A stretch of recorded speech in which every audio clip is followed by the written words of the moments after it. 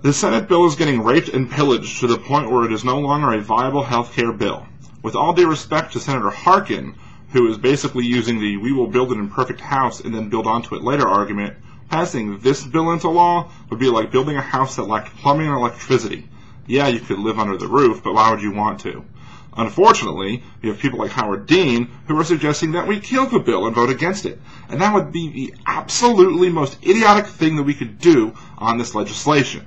Why? Well, if nothing passes the Senate, then there's no conference committee to bring the two bills together and fix the problems in both bills to pass it on to both houses.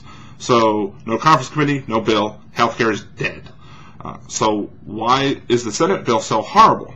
Well, first of all, it mandates that everyone purchase health insurance without giving those people who are mandated to get care the assurance that there's going to be a cheaper, a low-cost, not-for-profit option out there to A, keep all costs down, and to B, allow those subsidies to go towards nonprofits instead of going towards profit-driven industries.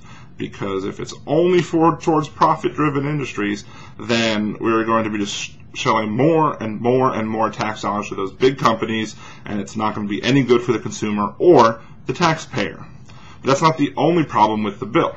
I actually describe on BayouBuzz.com, wrote an article, and it states that in contradiction to what the conservatives will say, in that, oh, we should be allowed to buy insurance across state lines. Well, insurance companies already sell insurance across state lines. If you live in one state, or if your insurance company is housed in one state, and then you have another state that you want to sell insurances in, you just go to that other state, get licensed to sell a product, and there you go. Insurance sold across state lines. The problem is that conservatives don't want just that. Conservatives want you to, this is baffling, they want you to be able to go buy insurance that's licensed in another state that's not licensed in your state.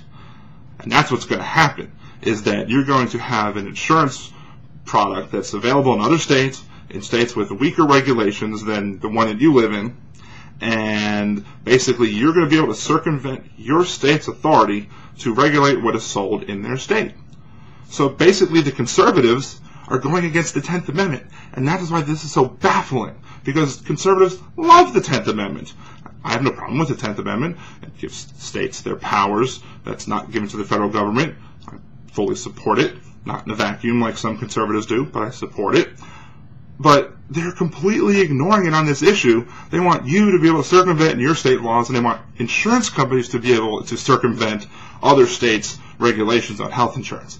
It's baffling. It's weird. I have no idea why they're doing that, but well, I do know why. And the reason why is because they want to defeat this bill regardless. They'll make themselves into hypocrites. They'll do anything. They'll lie. They'll spin. They'll manipulate. They'll misrepresent. They'll do anything they can, not because they care about what's good for you as the insurer or the uninsured, but they want to defeat this president. They want to make it, as Jim DeMint said, Obama's Waterloo. And that's the bottom line, is that this is what all they're pushing for. All they're pushing for is to make it a political defeat, and they don't care about what you want as a person who either has insurance that could become better or that doesn't have insurance. So what should the Democrats do? Well, they just need to pass a one-page Senate health care bill. Just get anything passed. Write it down on a piece of paper. Health care bill. No pre-existing condition clauses. Done. Then, once you pass that Senate bill, it goes into conference with the House's bill. You could then get it together, work out differences, basically create a new bill that both houses will agree to, and then, once it comes out of committee, both houses can agree to discuss it, and the Democrats need to schedule at least 2 weeks of debate so that the GOP can't go crying that we're not giving them the opportunity to read the bill and debate the bill and discuss the bill. So you do all that, and then you actually have bills to vote on that are equal in both houses, get them passed, pass them to the president so the president can sign it. But if you kill the Senate bill, like some liberals like Howard Dean want to do, you lose that opportunity. It's done. It's gone. So we need to not listen to Howard Dean on this. We need to pass anything in the Senate and then make sure that a good bill with true reform comes out of the conference committee. Period.